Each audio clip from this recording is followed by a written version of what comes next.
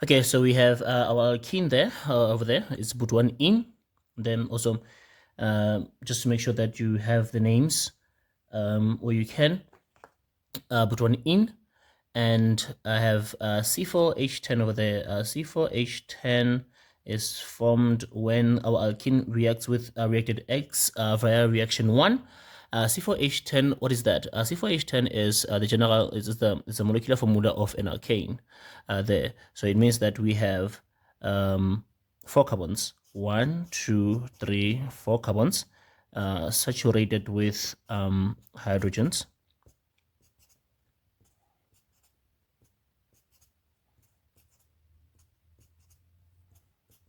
Like that. So what we have here is butane there. So we can, let's put this aside for a moment. So then we can go back and say, now, how did our alkene become an alkane? Our alkene became an alkane when it reacts with hydrogen gas in the presence of a platinum catalyst as the condition, platinum catalyst or palladium or nickel. And for an alkene to become an alkane this way, the reaction is called a hydrogenation reaction. The name of the reaction is a hydrogenation reaction, and our product that is formed is a butane there. Okay. Now, for our alkene, when the alkene reacts with water, the reaction is a hydration reaction there. So let's put that already there. When the alkene, the addition reaction whereby the alkene is going to break the double bond is an addition reaction. It's a hydration reaction, and it requires a sulfuric acid catalyst.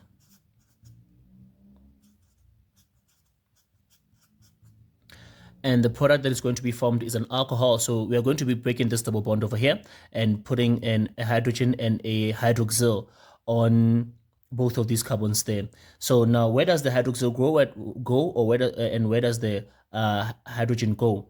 Now, the hydroxyl for the major product, when the question says draw the major product, will have a higher carbon number.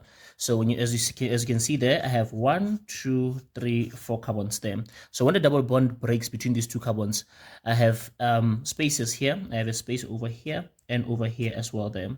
But it's not necessarily relevant on up or down or below. That's not relevant, but as long as you make sure that it goes on the correct carbon. So I have, between these two carbons, I had a double bond. It was broken and I formed these two spaces. What goes into this space here on carbon number 1 is the hydrogen, and what goes on carbon number 2 is the hydroxyl group there. So this is the major product that has been formed. If you put it over here, the OH, if we put the OH over here, the hydroxyl, it becomes a minor product there. So let's form a major product then. So we still had that hydrogen over here, and let's complete the structure. And it's always wise to just give the IUPAC name there. Just give the IUPAC name. So our alcohol here has the hydroxyl group on the left-hand side. So we're going to start counting from the left. 1, 2, 3, 4.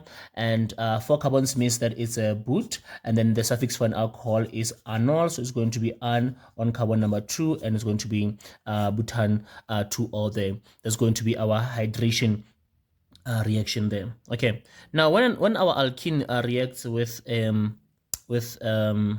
let me just separate this from our alcohol. When our alkene reacts with a hydrogen fluoride, with the hydrogen hydrogen halide, it's a hydrohalogenation reaction. And already the question already gave us the product being formed. So the product being formed is this haloalkane. It's a minor product because the halogen takes the lower carbon number there, becomes a primary haloalkane instead of a secondary haloalkane. So it's a minor product there. So they already gave us that it's 1-fluorobutane that is formed. So it means that the double bond was broken on one part, the hydrogen bonded, and on the other carbon the fluorine bonded there. So this is the product that was formed by the hydrohalogenation. Now what we can do there is that we can give the name of the reaction, to say that the name of the reaction is hydrohalogenation.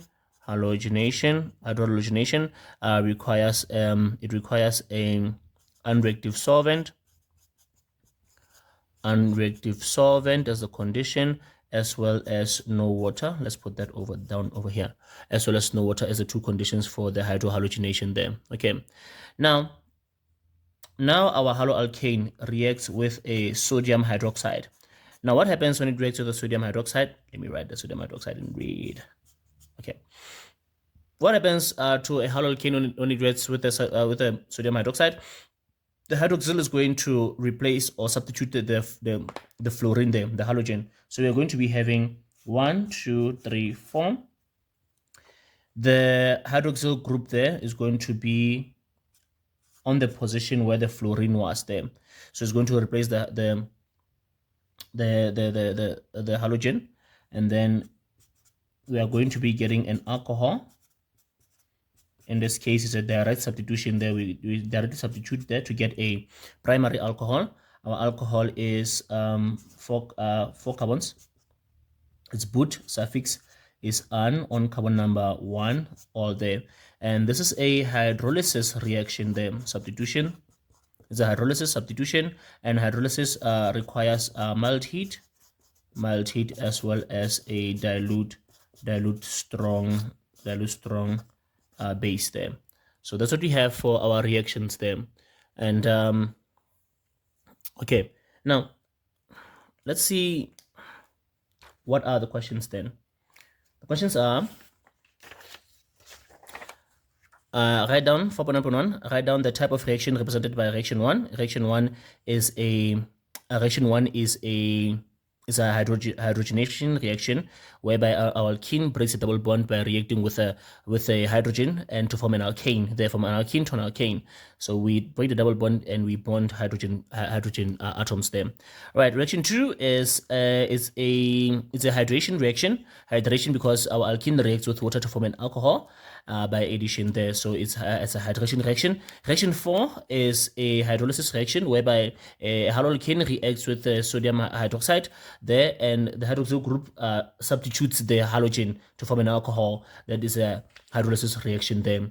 And then write down the reaction condition for reaction 3, the hydrohalogenation. The condition is unreactive solvent as well as no water. For reaction 2, we have sulfuric acid catalyst as well as excess water there. Add excess water as well there. Write down the chemical structural formula of reactant X, exactly that over there. So we already have that. So the question says write down the chemical structure. So we write H2 instead of writing hydrogen gas. If the question said write down the name, then we'd say hydrogen gas, but it says write down the structure, so we just write H2 there. Use the structural formula to write the balanced equation for reaction 4. So reaction 4, just here is reaction 4 over here. They want us to write it nicely. Then, so what we have here, you take it from the analysis that we already made here. We just put it nicely. That's all. So what we have is we have a 1, 2, 3, 4 haloalkane over there. It reacts with a. Oh, let's put in the hydrogens.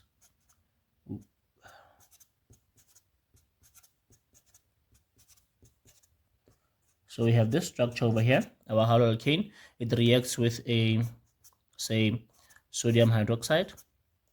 Then, and after that, what happens is that I'm running out of space, so I'm going to write my products there below. So the product is going to be 1, 2, 3, 4. The product is that alcohol.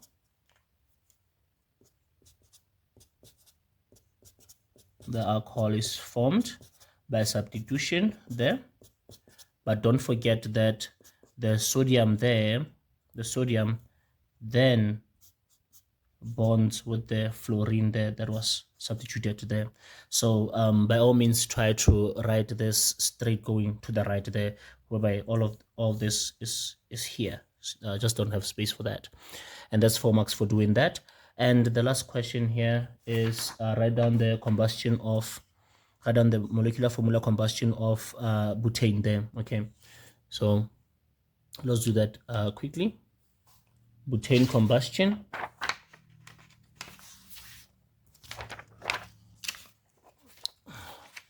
Butane combustion is butane reacts with excess oxygen for complete combustion to form carbon dioxide and water, and we must balance this. So the first thing that we're going to do, so we have 4 carbons here, so we must have 4 here. We have 10 hydrogens there. We divide that by 2, it's 5, and we put the 5 here.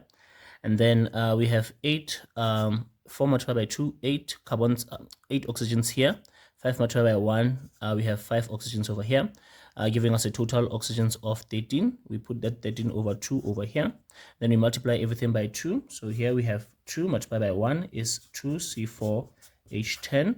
And then 13 multiplied by 2 there will be 13 over 2 multiplied by 2 will be just 13 oxygen gas. And then 4 multiplied by 2 is 8. And then we have 8 carbon dioxide. And then 5 multiplied by 2 over there will give us 10. Then you have 10 waters there. All right.